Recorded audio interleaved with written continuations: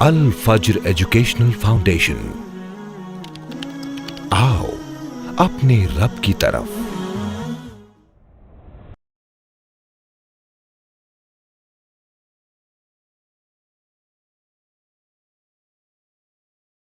تقریباً 1/3 حصے پر دنیا کے جو اسلام کا غلبہ ہوا اس کی بنیاد یہی ہجرت تھی۔ صہیب رومی رضی اللہ تعالیٰ عنہ نے کہا کہ اگر میں تمہیں اپنا سارا مال دے دوں تو کیا تم مجھے جانے دو گے؟ تو کہا کہ ہاں جانے دیں گے۔ صہیب رومی رضی اللہ تعالیٰ عنہ نے پورا مال جو ہے وہ دے دیا۔ 20 سال 25 سال سے دعوت دین کے اندر لگے ہوئے، دعوت و تبلیغ کا کام کر رہے ہیں، لیکن توحید و شرک کا فرق معلوم نہیں ہے۔ ایک مومن ہمیشہ امانت دار ہوتا ہے،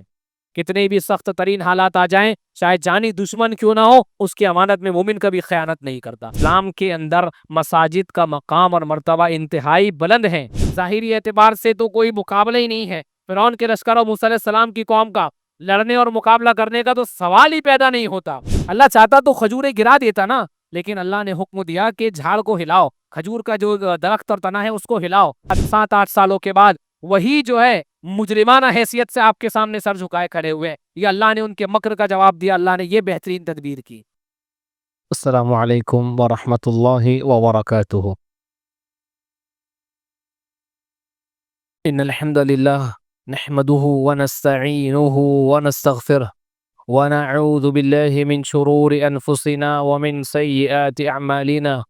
من يهده الله فلا مضل له ومن يضلل فلا هادي له، واشهد ان لا اله الا الله وحده لا شريك له، واشهد ان محمدا عبده ورسوله، اما بعد فان خير الحديث كتاب الله، وخير الهدي هدي محمد صلى الله عليه وسلم، وشر الامور محدثاتها، وكل محدثة بدعة، وكل بدعة ضلالة، وكل ضلالة في النار۔ يا أيها الذين آمنوا اتقوا الله حق تقاته ولا تموتن إلا وأنتم مسلمون۔ يا أيها الناس اتقوا ربكم الذي خلقكم من نفس واحدة وخلق منها زوجها وبث منهما رجالا كثيرا ونساء، واتقوا الله الذي تساءلون به والأرحام إن الله كان عليكم رقيبا۔ يا أيها الذين آمنوا اتقوا الله وقولوا قولا سديدا يصلح لكم أعمالكم ويغفر لكم ذنوبكم، ومن يطع الله ورسوله فقد فاز فوزا عظيما۔ يقول الله تبارك وتعالى في كتابه العزيز: أعوذ بالله من الشيطان الرجيم، بسم الله الرحمن الرحيم، وإذ يمكر بك الذين كفروا ليثبتوك أو يقتلوك أو يخرجوك ويمكرون ويمكر الله والله خير الماكرين۔ اسلامی ہجری سال کا آغاز الحمدللہ ہو چکا ہے۔ اس سے پہلے محرم کی شرعی حیثیت، تاریخی حیثیت پر دروس خطبات ہم نے سنے۔ آنے والے ایام میں اسی حوالے سے دروس اور خطبات ہم سنیں گے۔ اسلامی سال کا آغاز یہ ہجری سے ہوتا ہے اور ہمارا اسلامی سال یہ ہجری سال سے چلتا ہے اور جانا جاتا ہے۔ اس ہجری سال کا تعلق جناب محمد رسول اللہ صلی اللہ علیہ وسلم کی ہجرت سے ہے۔ دنیا بھر کی قوموں کے اندر اگر ہم دیکھیں تو ان کی جو تاریخ چلتی ہے وہ یا تو ان کے کسی بادشاہ کی فتح اور کامیابی کے دن، یا ان کی کسی عید کے دن، یا ان کے کسی بڑے یا بادشاہ کی تاجپوشی کے دن، یا ان کے کسی اہم واقعے کے دن کی مناسبت سے مختلف قوموں کی تاریخ چلتی ہے۔ ہماری تاریخ ہجری سال کے حساب سے چلتی ہے اور یہ جناب محمد رسول اللہ صلی اللہ علیہ وسلم کی ہجرت کی طرف منسوب ہے۔ اللہ تبارک و تعالی نے سورۃ الانفال کی اس آیت کریمہ جو خطبہ مسنونہ کے دوران تلاوت کی گئی، اس کے اندر نبی کریم صلی اللہ علیہ وسلم کی ہجرت کا تذکرہ کیا ہے۔ اللہ نے فرمایا: وَإِذْ يَمْكُرُ بِكَ الَّذِينَ كَفَرُوا لِيُخْرِجُوكَ أَوْ وَإِذْ يَمْكُرُ بِكَ الَّذِينَ كَفَرُوا لِيُثْبِتُوكَ أَوْ يَقْتُلُوكَ أَوْ يُخْرِجُوكَ وَيَمْكُرُونَ وَيَمْكُرُ اللَّهُ وَاللَّهُ خَيْرُ الْمَاكِرِينَ۔ کہ جب کافر لوگ آپ کے خلاف مکر کر رہے تھے، چال بازیاں کر رہے تھے، لیثبتوکا تاکہ آپ کو قید کر لیں، او یقتلوکا یا آپ کو قتل کر دیں، او یخرجوکا یا آپ کو مکے سے باہر نکال دے، آپ کو جلاوط نہ کر دے۔ وَيَمْكُرُونَ وَيَمْكُرُ اللَّهُ، وہ چال بازیاں کر رہے تھے، مکر کر رہے تھے، اور اللہ بھی ان کے اس مکر کا جواب دے رہا تھا۔ اللہ ان کے مکر کے مقابلے میں اللہ تعالیٰ بھی تدبیریں کر رہا تھا۔ واللہ خیر الماکرین، اور اللہ تبارک و تعالیٰ بہترین تدبیر کرنے والا ہے۔ جناب محمد رسول اللہ صلی اللہ علیہ وسلم کی زندگی کے اندر پیدائش سے لے کے وفات تک آپ کی بہت سارے اہم واقعات پیش آئے۔ آپ کی ولادت کا واقعہ، آپ کے نبی بنائے جانے کا واقعہ اور تاریخ ہمارے سامنے تھی، آپ کی پیدائش کی تاریخ سامنے تھی، اسی طریقے سے اسراء اور معراج کی تاریخ سامنے تھی، غزوہ بدر جس تاریخ میں ہوا، جس کو اللہ نے یوم الفرقان کہا، حق اور باطل میں فرق اور تمیز کرنے والا دن۔ اس کے علاوہ بہت سے اہم واقعات صحابہ کرام رضوان اللہ علیہ مجمعین کے سامنے موجود تھے، لیکن صحابہ کرام رضوان اللہ علیہ مجمعین نے اسلامی سال کا آغاز اور اسلامی سال کی جو تاریخ متعین کی، وہ شروعات تو محرم الحرام کے مہینے سے ہوتی ہے، لیکن ہجرت سے کی، اللہ کے رسول صلی اللہ علیہ وسلم کی۔ اور ہماری اسلامی تاریخ کی بنیاد اللہ کے رسول صلی اللہ علیہ وسلم کی ہجرت کی بنیاد پر رکھنا، ہجرت کی تاریخ کو بنیاد بنانا اسلامی تاریخ کے لیے، یہ صحابہ کرام رضوان اللہ علیہ مجمعین کی دور اندیشی پر، ان کی ذہانت پر، ان کی فطانت پر دلالت کرتا ہے، اور یہ اس بات کی دلیل ہے کہ صحابہ کرام رضوان اللہ علیہ مجمعین جناب محمد رسول اللہ صلی اللہ علیہ وسلم کی سیرت پر، آپ کی حالات زندگی پر انتہائی گہری نظر رکھتے تھے۔ اسی لیے آپ نے نبی کریم صلی اللہ علیہ وسلم کی زندگی کے اس واقعے کو اسلامی تاریخ کی بنیاد بنایا جس نے سب سے زیادہ اسلام کے اوپر اثر ڈالا۔ جتنا اثر اسلامی تاریخ پر، اسلام کے اوپر جناب محمد رسول اللہ صلی اللہ علیہ وسلم کی ہجرت کے واقعے کا ہوا، اتنا دوسرا کسی واقعے کا نہیں ہوا ہے۔ کیوں صحابہ کرام رضوان اللہ علیہ مجمعین نے ہجرت کو بنیاد بنایا؟ اس لیے کہ ہجرت وہ واقعہ ہے جس کی بنیاد پر اسلام کو مرکز ملا۔ آج اسلام کی جتنی بھی ترقی ہے، اسلام جتنا بھی پھیلا، آج اسلام میں تحقیق کے نام پر، علم کے نام پر جتنی اسلام کی ترقی ہے، یہ سارا کا سارا ثمرہ اور نتیجہ ہے ہجرت کے اس بیج کا جسے جناب محمد رسول اللہ صلی اللہ علیہ وسلم نے بویا۔ ہجرت وہ عظیم واقعہ ہے جس کی وجہ سے توحید کو اور دین کی دعوت کو تقویت اور طاقت ملی۔ ہجرت وہ واقعہ ہے جس کی بنیاد پر بدر کی فتح نصیب ہوئی۔ ہجرت وہ واقعہ ہے جس کی بنیاد پر مکہ فتح ہوا۔ ہجرت وہ بنیاد ہے، وہ اصل ہے جس کی بنیاد پر اسلام پوری دنیا کے اندر پھیلا۔ سیدنا عمر فاروق رضی اللہ تعالیٰ عنہ کے دور خلافت میں، سیدنا عثمان بن عفان رضی اللہ تعالیٰ عنہ کے دور خلافت میں تقریباً 1/3 حصے پر دنیا کے جو اسلام کا غلبہ ہوا، اس کی بنیاد یہی ہجرت تھی۔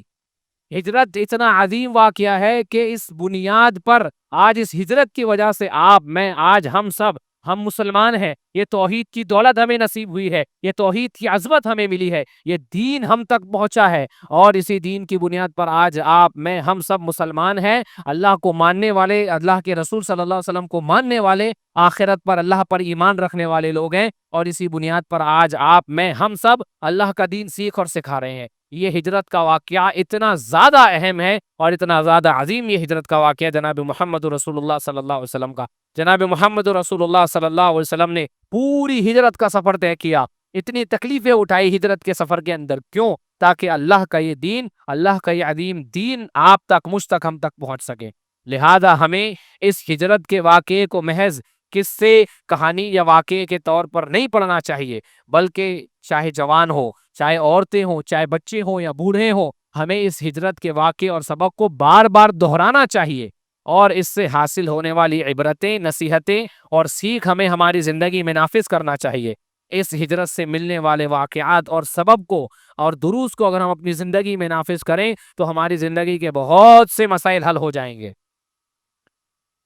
اللہ تعالیٰ نے جو بات سورۃ الانفال کی آیت میں بتائی ہے کہ جب کفار آپ کے خلاف مکر کر رہے تھے، دارالندوہ کے اندر میٹنگ ہوئی، جب کفار اور مشرکین نے مسلمانوں کو ہر اعتبار سے ستایا، جسمانی تکلیفیں دی، دنیا تنگ کر دی، بہت ستایا، ساری حدیں پار کر دی، لیکن اس کے بعد بھی دیکھا کہ یہ تو دین سے پھر نہیں رہے ہیں، دین سے ٹس سے مس نہیں ہو رہے ہیں، تو اس کے بعد انہوں نے پھر اقدامات اور بڑھا دیے اور زیادتیاں کرنی شروع کر دی، اور پھر آخر میں دارالندوہ کے اندر ایک میٹنگ جمع ہوئی، کفار و مشرکین کی جو پارلیمنٹ تھی، وہاں پر ایک مجمع لگا، کفار و مشرکین کے سارے سردار، بڑے بڑے لوگ اکٹھا ہوئے، اور اس میں رائے پیش کی گئی۔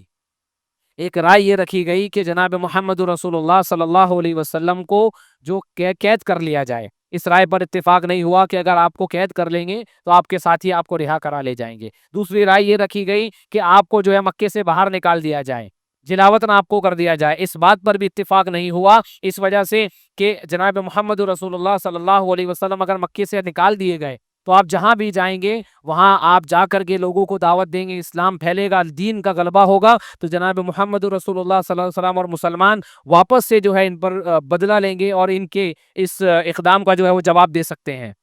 آخری بات ابو جہل ملعون نے یہ بات پیش کی کہ جناب محمد رسول اللہ صلی اللہ علیہ وسلم کو نعوذ باللہ قتل کر دیا جائے۔ تجویز یہ رکھی کہ جتنے بھی قبیلے ہیں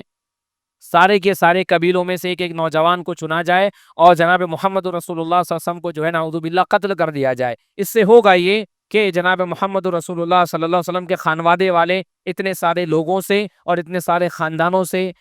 بدلہ لینے پر قادر نہیں ہوں گے، آخر میں جو ہے وہ دیت دے کر کے معاملے کو ختم کر دیا جائے گا۔ اور اس مجلس میں شیطان بھی موجود تھا، تو اس نے کہا کہ القول قول الفتح، کہ اس نوجوان نے جو بات کہی ہے یہ بات سب سے درست اور مناسب ہے۔ آخر میں اسی بات پر جو انتخاب ہوا اور جناب محمد رسول اللہ صلی اللہ علیہ وسلم کے گھر کے باہر آپ کے انتظار میں کفار و مشرکین کھڑے ہو گئے۔ یہاں رک کر کے یہ بات سمجھنے والی ہے کہ کیوں کفار اور مشرکین جناب محمد رسول اللہ صلی اللہ علیہ وسلم کو اتنی شدت سے روکنا چاہتے تھے، کیوں آپ کے قتل کا منصوبہ بنایا۔ کئی وجوہات اس کی اہل علم نے بیان کی ہے، اس میں سب سے پہلی وجہ تو یہ ہے کہ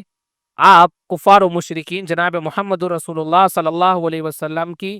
با اثر شخصیت کو جانتے تھے۔ وہ جانتے تھے کہ آپ حق بیان کرتے ہیں اور جو بھی حق آپ بیان کرتے ہیں لوگ اس سے متاثر ہوتے ہیں، وہ اللہ کا کلام ہے اور آپ اللہ کا جو کلام بیان کرتے ہیں لوگ اسے سن کر متاثر ہوتے ہیں، اور اتنی سختیاں اتنی تکلیفیں دینے کے باوجود، جھوٹے پروپیگنڈے کرنے کے باوجود کہ نعوذ باللہ دیوانے ہیں، شاعر ہیں، مجنون ہیں، اس طریقے کے پروپیگنڈے کرنے کے باوجود بھی آپ کی اثر با اثر شخصیت ہے اور لوگ آپ کی باتیں سن کر متاثر ہوں گے اور اسلام کو قبول کرتے رہیں گے۔ دوسری وجہ یہ ہے کہ لوگ نبی کریم صلی اللہ علیہ وسلم کی سچائی اور صداقت کو جانتے تھے اور ڈرتے تھے کہ کہیں نبی کریم صلی اللہ علیہ وسلم کا معاملہ غالب آ گیا تو کفار و مشرکین کے لیے بہت مسائل جو ہے وہ پیدا ہوں گے۔ اسی طریقے سے یہ بھی وہ جانتے تھے اور دیکھ رہے تھے کہ صحابہ کرام رضوان اللہ علیہ مجمعین کو اتنی تکلیفیں دی، اتنا ستایا، ہر اعتبار سے جان کے دشمن بن گئے، دنیا تنگ کر دی، بے پناہ تکلیفیں دی، ساری حدیں پار کر دی، لیکن اس کے بعد بھی اسلام پر ڈٹے رہے، جمے رہے۔ تو یہ ڈر تھا کہ جب یہ غالب آ جائیں گے اور ان کا معاملہ تقویت والا اور طاقت والا ہو جائے گا تو یہ کس قدر جناب محمد رسول اللہ صلی اللہ علیہ وسلم پر جانثار ہوں گے۔ اسی طریقے سے انہیں ایک اور بات کا ڈر تھا کہ انہیں معلوم یہ ڈر تھا کہ اوس اور خزرج جو بڑے جنگجو قسم کے لوگ ہیں، نبی کریم صلی اللہ علیہ وسلم کے جب مددگار ہوں گے تو مہاجرین صحابہ کے ساتھ مل کر یہ اوس اور خزرج کے انصار صحابہ یہ کفار و مشرکین کے اینٹ سے اینٹ بجا دیں گے، اس بات کا بھی انہیں ڈر لاحق تھا۔ اسی طریقے سے انہیں ایک اور بہت بڑا ڈر یہ تھا کہ جب مدینہ پر مسلمانوں کا قبضہ ہوگا، مسلمان قابض ہو جائیں گے تو مدینے کے راستے سے گزرنے والی تقریباً 2.5 لاکھ دینار کی سالانہ تجارت وہ خطرے میں پڑ جائے گی۔ تو یہ ساری وجوہات تھیں جس کی بنیاد پر اتنی شدت سے جناب محمد رسول اللہ صلی اللہ علیہ وسلم کو آپ یہ لوگ قتل کر دینا چاہتے تھے۔ اور آئیے دیکھیں کہ ہجرت کے اس واقعے میں جانے سے پہلے مکہ کے سخت ترین حالات کو ہم جانتے ہیں اور دیکھتے ہیں سرسری طور پر۔ حضرت بلال رضی اللہ تعالیٰ عنہ کو انتہائی تکلیفیں دی گئیں، بہت بے پناہ تکلیفیں دی گئی، لیکن اس کے بعد بھی توحید پر ڈٹے ہوئے ہیں، جمے ہوئے ہیں۔ اسی طریقے سے حضرت عمار بن یاسر رضی اللہ تعالیٰ عنہ کے خانوادے کو شہید کر دیا گیا۔ جناب محمد رسول اللہ شعب ابی طالب کے اندر مسلمان محصور کر دیے گئے، لگ بھگ 3 سالوں تک کے انتہائی سختی کا عالم تھا، کھانے پینے کے لیے وہاں کوئی چیز میسر نہیں تھی، لوگ چمڑے چبا کر کے زندگی گزار رہے تھے. بھوک سے مومنین کے بچوں کے رونے اور بلکنے کی آوازیں کفار و مشرکین کے گھروں تک جاتی تھی. اتنا ستایا، اتنی تکلیفیں دی، لیکن اس کے باوجود بھی ایمان سے پھر نہیں رہے ہیں، توحید کا دامن چھوڑنے کے لیے تیار نہیں ہے، شرک کو اپنانے کے لیے تیار نہیں ہے. صہیب رومی رضی اللہ تعالیٰ عنہ جب مکے سے ہجرت کر کے مدینہ جانے لگے، کفار و مشرکین نے روک لیا اور کہنے لگے کہ یہ ہجرت کے واقعے سے ہمیں درس اور سبق اور سیکھ یہ بھی ملتی ہے کہ جب تم ہمارے پاس آئے تھے تم فقیر اور محتاج تھے، اب تم نے یہاں مال کمایا ہے، تم یہاں سے کمایا ہوا مال وہاں لے کر جانا چاہتے ہو، ہم تمہیں لے جانے نہیں دیں گے. صہیب رومی رضی اللہ تعالیٰ عنہ نے کہا کہ اگر میں تمہیں اپنا سارا مال دے دوں تو کیا تم مجھے جانے دو گے؟ تو کہا کہ ہاں جانے دیں گے. صہیب رومی رضی اللہ تعالیٰ عنہ نے پورا مال جو ہے وہ دے دیا اور اس کے بعد میں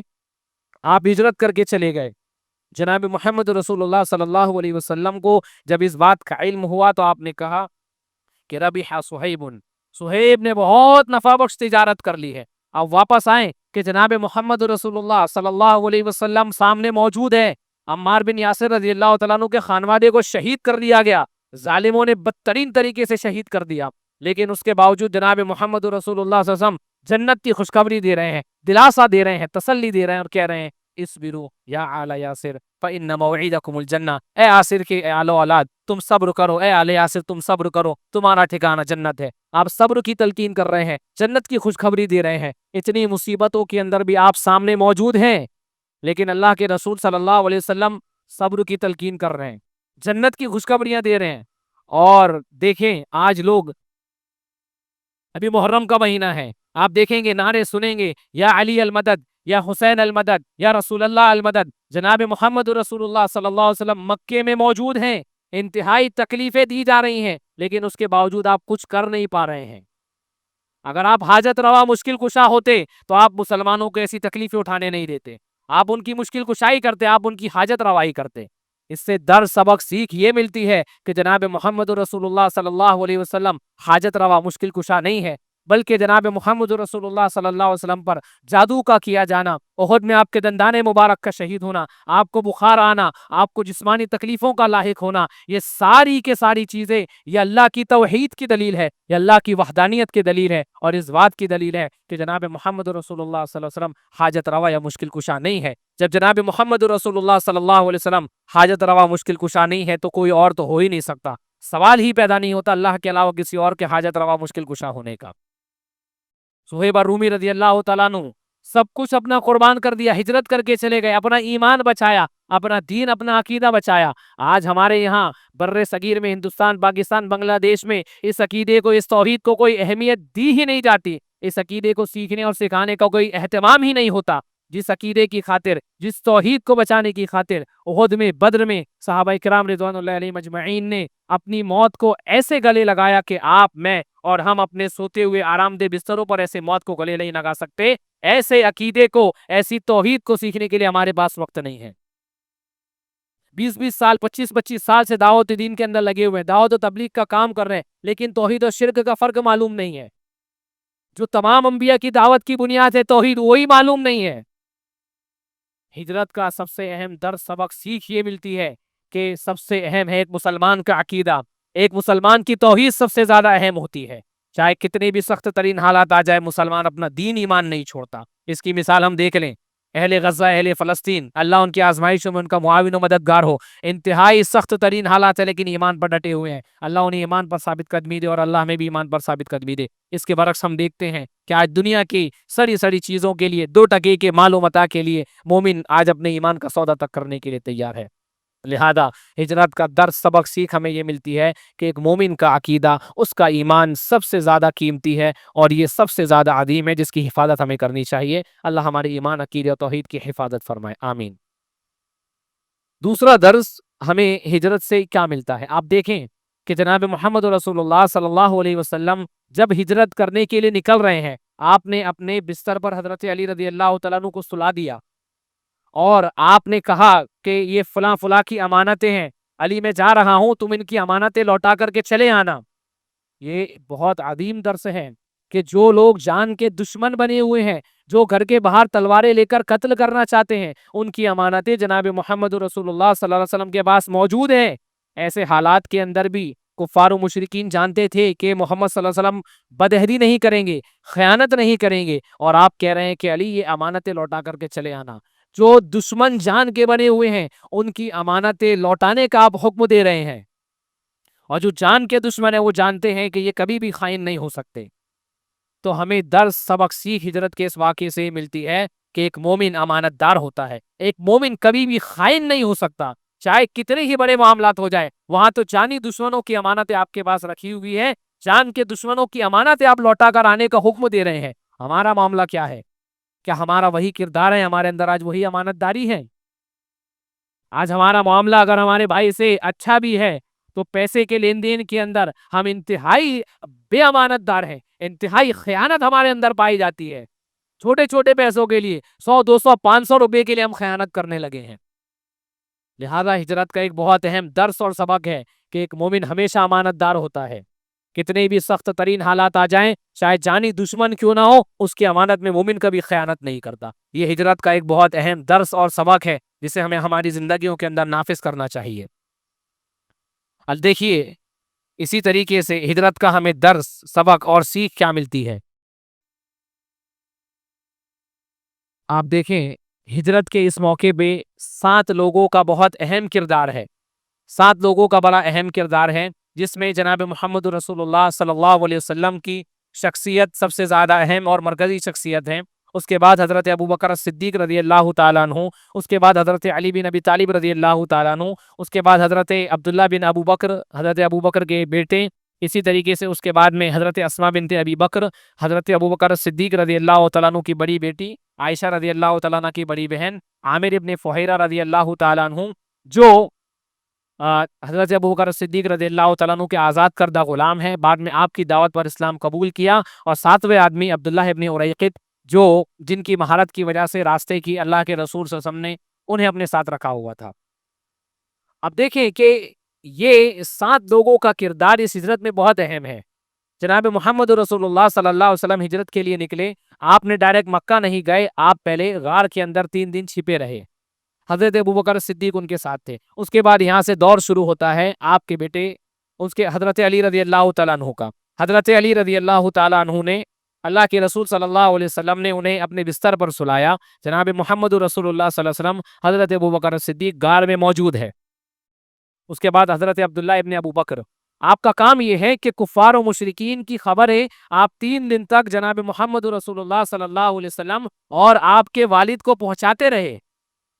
پھر آپ جاتے خبریں لے کر اللہ کے رسول صلی اللہ علیہ وسلم اور اپنے والد کو دیتے، اور اس طریقے سے مکہ والوں کے اندر آپ صبح کرتے جیسے پہنچتے کہ آپ نے صبح یہی کی ہو۔ پھر اس کے بعد عامر ابن فہیرہ رضی اللہ تعالیٰ عنہ جس راستے پر حضرت عبداللہ ابن ابوبکر گئے ہوتے اسی راستے پر جاتے، اور وہاں سے بکریاں لے کر کے جاتے، اور جناب محمد رسول اللہ صلی اللہ علیہ وسلم اور ابوبکر رضی اللہ عنہ کو دودھ وغیرہ دیتے، پھر اسی راستے سے واپس آتے تاکہ کوئی ان قدموں کے نشانات کا پیچھا نہ کر سکے اور ان کے قدموں کے نشانات مٹ جائے۔ حضرت اسماء بنت ابی بکر ہجرت کے موقع پر کھانا وغیرہ تیار کر کے دے رہی ہیں۔ عبداللہ ابن اریقط 3 دن بعد ملاقات ہوئی اللہ کے رسول صلی اللہ علیہ وسلم سے۔ تو دیکھیں کہ یہ ہجرت کا واقعہ ہمیں درس سبق اور سیکھ دیتا ہے کہ اللہ کے رسول صلی اللہ علیہ وسلم پہلے غار میں 3 دن قیام کیا، اس کے بعد مکہ جانے کا جو سیدھا راستہ تھا اس کو نہ اختیار کرتے ہوئے ایک دوسرے راستے کو اختیار کیا۔ یہ پوری چیزیں یہ انتہائی اہم درس ہمیں دیتی ہے کہ ہمارا جتنا درس دیتی ہے، ہمارا جتنا بڑا معاملہ ہو، جتنا اہم ہمارا معاملہ ہو، ہماری پلاننگ، ہماری تخطیط اتنی زیادہ باریکی سے اور اتنی زیادہ بہترین ہونی چاہیے، کیونکہ نبی کریم صلی اللہ علیہ وسلم نے یک و یک اٹھ کر کے ہجرت نہیں کر دی باقی، بلکہ پوری انتہائی پراپر پلاننگ کے ساتھ، تخطیط کے ساتھ آپ نے یہ ہجرت کی، جس کا نتیجہ اور ثمرہ ہم نے دیکھا۔ آج ہم بہت سارے کام کرتے ہیں، بہت سارے عزائم ہمارے ہوتے ہیں، لیکن اچھی پلاننگ، اچھی تخطیط کی وجہ سے اور بہترین پلاننگ نہ کرنے کی وجہ سے وہ کام یا تو ہو ہی نہیں پاتا، یا وہ بہت کم وقفے کے بعد اس کا اثر جو ہے ختم ہو جاتا ہے۔ ہجرت کا ایک درس ہمیں یہ ملتا ہے کہ جتنا بڑا ہمارا معاملہ ہو، ہمیں اس معاملے کی اتنی عمدہ اور باریکی سے پلاننگ کرنی چاہیے۔ اسی طریقے سے آپ دیکھیں کہ اس پورے ہجرت کے سفر میں حضرت ابوبکر رضی اللہ تعالیٰ عنہ کا پورا خانوادہ کس طریقے سے جانثاری کا ثبوت دے رہا ہے۔ جانثاری کر رہے ہیں آپ پر، اور ہجرت کے پورے سفر کے اندر حضرت ابوبکر صدیق رضی اللہ تعالیٰ عنہ اللہ کے رسول صلی اللہ علیہ وسلم کے کبھی آگے ہو جاتے ہیں، کبھی پیچھے چل رہے ہیں، کبھی دائیں چل رہے ہیں، کبھی بائیں چل رہے ہیں، اس وجہ سے کہ اگر کوئی تکلیف آنے والی ہو، کوئی معاملہ آنے والا ہو مصیبت پریشانی کا، تو اللہ کے رسول صلی اللہ علیہ وسلم پر نہ آئے بلکہ حضرت ابوبکر صدیق رضی اللہ تعالیٰ عنہ پر آ جائے۔ تو اس سے ہمیں ایک درس اور سبق یہ ملتا ہے کہ ہمارے معاملات کے اندر، ہمارے اچھے اور بڑے معاملات کے اندر بطور خاص، اور ہر معاملے کے اندر جتنا بڑا ہمارا معاملہ ہو، جتنے اونچے لیول کا ہمارا کام ہو، ہمارے رفیق، ہمارے پارٹنرز، ہمارے ساتھ دینے والے دین، تقوی، پرہیزگاری، عقیدے، منہج کے اعتبار سے اتنے ہی اعلیٰ ہونے چاہیے، اتنے ہی بہترین ہونے چاہیے، تاکہ وہ ہمارے اس کام میں ہمارے معاون و مددگار ہو سکے، جیسا کہ جناب محمد رسول اللہ صلی اللہ علیہ وسلم نے حضرت ابوبکر صدیق رضی اللہ تعالیٰ عنہ کا ساتھ لیا، اور پوری ہجرت کے سفر میں حضرت ابوبکر صدیق رضی اللہ تعالیٰ عنہ، آپ کا خانوادہ اور آپ اللہ کے رسول صلی اللہ علیہ وسلم کے بے انتہا کام آئے، اور بے انتہا جانثاری آپ نے اللہ کے رسول صلی اللہ علیہ وسلم پر کی۔ اسی طریقے سے ہجرت کا ایک سبق اور ایک درس ہمیں یہ ملتا ہے کہ اللہ کے رسول صلی اللہ علیہ وسلم جب قبا پہنچے ہجرت کرتے ہوئے، تو قبا کے اندر اللہ کے رسول صلی اللہ علیہ وسلم نے مسجد کا قیام کیا، سب سے پہلے جو اسلامی تاریخ کی سب سے پہلی مسجد ہے مسجد قبا۔ اس کے بعد آپ مدینہ آئے، مدینہ آنے کے بعد بھی آپ نے مسجد نبوی کی تعمیر کی۔ لہذا ہمیں درس یہ ملتا ہے کہ اسلام کے اندر مساجد کا مقام اور مرتبہ انتہائی بلند ہیں۔ یہ مساجدیں ہمیشہ آباد رہنی چاہیے۔ یہ مساجد صرف نمازوں کی حد تک کے محدود نہ رہے، بلکہ آپ اسلامی پوری تاریخ کا جائزہ لے دیکھیں تو یہ مسجدیں ہمیشہ سے اسلام کی دعوت و تبلیغ کا، اسلام کی ہر خیر کا یہ مرکز اور سینٹر رہی ہے۔ لہذا ہمیں ہماری مساجدوں کو صرف نمازوں تک کے محدود نہیں رکھنا چاہیے، بلکہ ان مساجد کے اندر تعلیم کا بھی کام ہونا چاہیے، مکاتب چھوٹے چھوٹے بچوں کے چلائے جانے چاہیے، جہاں انہیں ایک بہترین نصاب کے تحت عقیدے کی، منہج کی، کتاب و سنت کی، قرآن کی، احادیث کی، اخلاقیات کی تعلیم دی جائے۔ یہی ہماری ساری چیزوں کا مرکز اور محور ہونا چاہیے، اور ہمیں ہماری مساجدوں کو ہمیشہ آباد رکھنا چاہیے۔ خصوصاً آج جیسے ماحول کے اندر مساجد کو آباد کرنے کی بہت ضرورت ہے۔ اللہ فرماتا ہے انما یعمر مساجد اللہ من آمن باللہ والیوم الآخر واقام الصلاۃ وآتی الزکاۃ ولم یخش الا اللہ فعسى اولئک ان یکونوا من المہتدین، کہ اللہ کی مساجدوں کو وہی لوگ آباد رکھتے ہیں جو اللہ پر ایمان رکھتے ہیں، آخرت کے دن پر ایمان رکھتے ہیں، نماز قائم کرتے ہیں، زکوٰۃ دیتے ہیں، اور اللہ سے ڈرنے والے ہیں، اور یہ ایسے ہی لوگ ہیں جو ہدایت یافتہ ہیں۔ اسی طریقے سے ہجرت کے واقعے سے ہمیں ایک اور بہت اہم درس اور سبق یہ ملتا ہے کہ ہمیں توکل کی حقیقت سیکھنے کے لیے ملتی ہے کہ توکل کیا ہے۔ جناب محمد رسول اللہ صلی اللہ علیہ وسلم، اگر اللہ رب العالمین چاہتا تو جس طریقے سے آپ کو رات کے تھوڑے سے حصے میں اللہ نے اسراء اور معراج، مکہ سے بیت المقدس تک کا سفر کرایا، اور اس کے بعد آسمانوں تک کا سفر اللہ نے کرایا، سدرۃ المنتہا تک کا سفر کرایا اللہ رب العالمین نے، تو اللہ چاہتا اگر تو راتوں رات ایسے ہی آپ کو نکال کر کے اللہ رب العالمین مکے سے مدینہ پہنچا دیتا، لیکن اللہ رب العالمین کی یہ قضا، اللہ کی یہ حکمت کہ اللہ تبارک و تعالیٰ کے حکم سے جناب محمد رسول اللہ صلی اللہ علیہ وسلم نے بہترین پلاننگ کی، جتنے اسباب اور وسائل آپ کے پاس تھے آپ نے سارے اسباب کو اختیار کیا، اور پورے راستے آپ اللہ پر جو ہے توکل کرتے رہے، جیسا کہ کفار و مشرکین تلاش کرتے کرتے غار تک پہنچ گئے۔ حضرت ابوبکر صدیق رضی اللہ تعالیٰ عنہ نے کہا کہ اللہ کے رسول صلی اللہ علیہ وسلم اگر ان میں سے کوئی اپنے قدموں کی طرف دیکھے تو وہ ہمیں پا لے گا، تو اللہ کے رسول صلی اللہ علیہ وسلم نے کہا کہ یا ابا بکر ما ظنک باثنین اللہ ثالثہما لا تحزن ان اللہ معنا، اے ابو بکر ان تین لوگوں کے بارے میں، ان دو لوگوں کے بارے میں تمہارا کیا خیال ہے جن کا تیسرا اللہ تبارک و تعالیٰ ہے؟ لا تحزن ان اللہ معنا، تم جو ہے غم نہ کرو، اللہ تبارک و تعالی ہمارے ساتھ ہے۔ یہ توکل کی حقیقت ہے کہ جناب محمد رسول اللہ صلی اللہ علیہ وسلم نے سارے اسباب اختیار کیے، پوری پلاننگ کی، جتنے اسباب ہو سکتے تھے سب اختیار کیا، اور ہر لمحے پر اپنے سارے معاملات کو اللہ کے سپرد کیا، مکمل اعتماد اللہ پر رکھا۔ توکل نام ہے ظاہری اعضاء اور جوارح سے اسباب اختیار کرنے کا، اور دل کے مکمل اعتماد کو اللہ کے سپرد کرنے کا، یہ توکل کی حقیقت ہے۔ کچھ لوگوں نے یہ توکل بنا لیا کہ آپ جو ہے خانقاہوں میں یہاں وہاں آپ جو ہے رہبانیت اختیار کر کے پڑے رہو، اللہ اللہ کرتے رہو، اسباب کو اختیار مت کرو، آپ کو اللہ رب العالمین کی طرف سے ساری چیزیں جو ہے وہ ملتی رہیں گی، یہ توکل نہیں ہے۔ کچھ لوگوں نے صرف مادیت پر بھروسے کی بات کی، اور کچھ لوگ صرف مادیت پر بھروسے کی بات کرتے ہیں، دنیاوی اسباب اختیار کرتے ہیں، اللہ پر کوئی بھروسہ ایمان نہیں ہوتا۔ ہجرت کا یہ واقعہ ہمیں درس سبق اور سیکھ دیتا ہے کہ ایک مومن کی زندگی میں کتنے بھی برے حالات آ جائے، کتنے سخت ترین حالات کیوں نہ آ جائے، ایک مومن کبھی اللہ سے مایوس نہیں ہوتا، ایک مومن کبھی اللہ کی رحمت سے نا امید نہیں ہوتا، ہمیشہ اللہ پر توکل کرنے والا ہوتا ہے۔ اللہ کہتا ہے وَمَن يَتَوَكَّلْ عَلَى اللَّهِ فَهُوَ حَسْبُهُ، اور جو اللہ پر توکل کرتا ہے اللہ تبارک و تعالی اس کے لیے جو ہے کافی ہو جاتا ہے۔ آپ دیکھیں جناب محمد رسول اللہ صلی اللہ علیہ وسلم جب اپنے گھر سے نکل رہے ہیں، کیا ہے؟ کچھ نہیں ہے، ظاہری اسباب کچھ نہیں ہے، دشمن تلواریں لیے گھر کے باہر موجود ہے، اللہ کے حکم سے آپ سورہ یاسین کی ابتدائی آیات تلاوت کرتے ہوئے نکل گئے، ان کے سروں پر مٹی ڈالتے ہوئے آپ نکل گئے، اور اللہ رب العالمین نے آپ کی حفاظت کی۔ کوئی سبب نہیں ہے، بدر کے موقع پر ظاہری اسباب کے اعتبار سے انتہائی کمزور ہیں،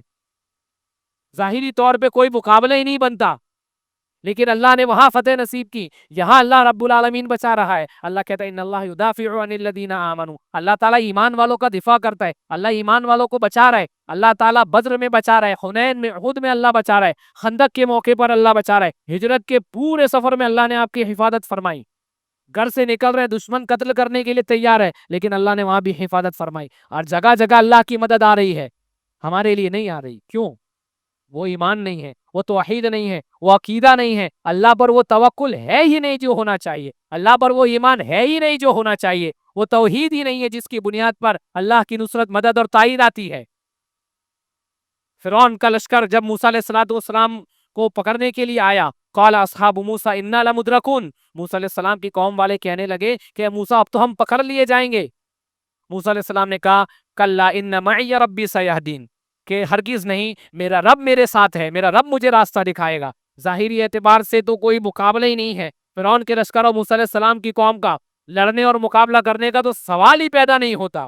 اللہ رب العالمین چاہتا تو اللہ اپنی قدرت سے سمندر میں راستہ بنا دیتا، لیکن اللہ نے حکم دیا اضرب بعصاک الحجر، اپنی لاٹھی پتھر پر ماریے۔ اللہ نے سبب اختیار کرنے کا حکم دیا، سبب کو اختیار کیا اور اللہ پر توکل کیا کہ اللہ بچانے والا ہے۔ فرعون کے لشکر کا کوئی مقابلہ ہی نہیں بنتا تھا طاقت و قوت کے اعتبار سے، لیکن اللہ نے بچایا، حفاظت کی، توحید کی بنیاد پر، ایمان کی بنیاد پر، توکل کی بنیاد پر۔ لہذا ہجرت کا ایک درس سبق سیکھ ہمیں یہ ملتی ہے کہ اگر ہمارا ایمان ہو، ہمارا توکل ہو، ہماری توحید پختہ اور مضبوط ہو، تو دنیا کی کوئی بڑی سے بڑی طاقت ہمارا بال بھی باقا نہیں کر سکتی، کوئی ہمیں نقصان نہیں پہنچا سکتی۔ لہذا دنیا کی طاقتوں سے ڈرنے اور یہ اپنے آپ کو دہشت میں مبتلا کرنے، ڈپریشن میں جانے کے بجائے ہمیں محنت کرنی چاہیے عقیدہ سیکھنے پر، توحید سیکھنے پر، توکل اپنے اندر لانے پر۔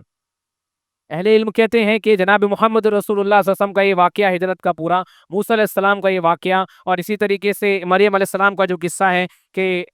جب ان کی ولادت کا وقت آیا عیسیٰ علیہ السلام کی، تو کھانے پینے کے لیے اللہ نے کہا کہ وَهُزِّي إِلَيْكَ بِجِذْعِ النَّخْلَةِ تُسَاقِطْ عَلَيْكِ رُطَبًا جَنِيًّا، اللہ چاہتا تو کھجوریں گرا دیتا نا، لیکن اللہ نے حکم دیا کہ جھاڑ کو ہلاؤ، کھجور کا جو درخت اور تنا ہے اس کو ہلاؤ،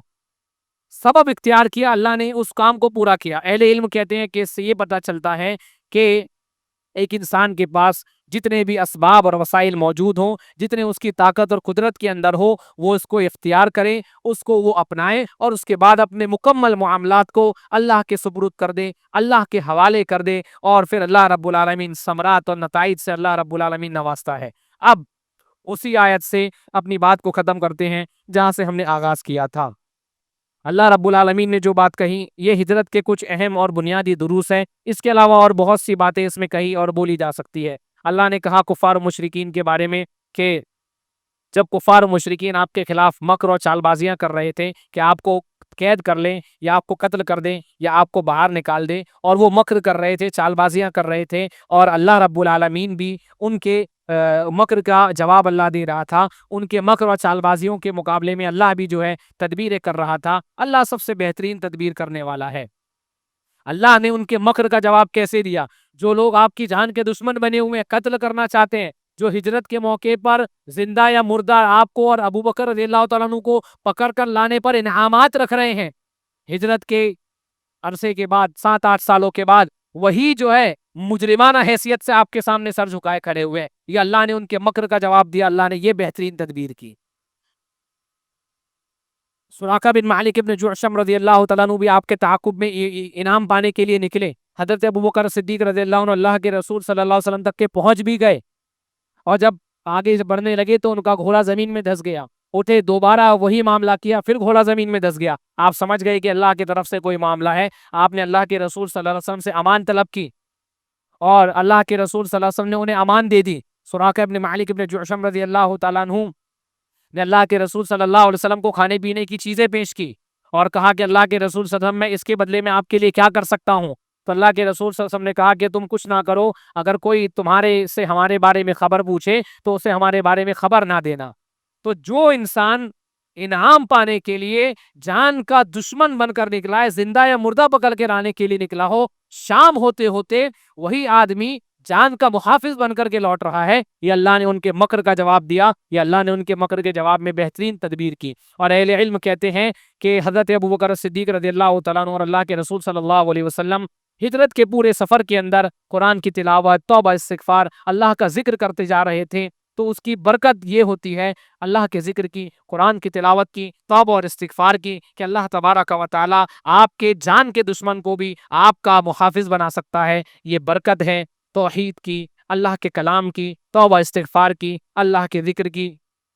ہجرت کے یہ دروس اور سبق ہمارے لیے بہت زیادہ اہم ہیں. لہذا ہمیں ہجرت کے اس واقعے کو صرف قصے کہانی کے طور پر نہیں پڑھنا چاہیے, بلکہ اس سے سبق لینی چاہیے, سیکھ لینی چاہیے, اور ان چیزوں پر ہمیں غور کرنا چاہیے, کیونکہ یہ ساری چیزیں ہماری روزمرہ کی زندگیوں کے اندر اور ہمارے معاملات کی اصلاح میں بہت زیادہ معاون اور مددگار ہیں. اللہ تعالیٰ سے دعا ہے کہ اللہ تعالیٰ جو باتیں حق کتاب و سنت کے مطابق رہی ہو اس پر عمل کرنے کی توفیق دے. اللہ جو باتیں کتاب و سنت یا حق کے خلاف رہی ہو اس سے درگزر فرما. وما توفیقی الا باللہ. السلام علیکم ورحمۃ اللہ وبرکاتہ.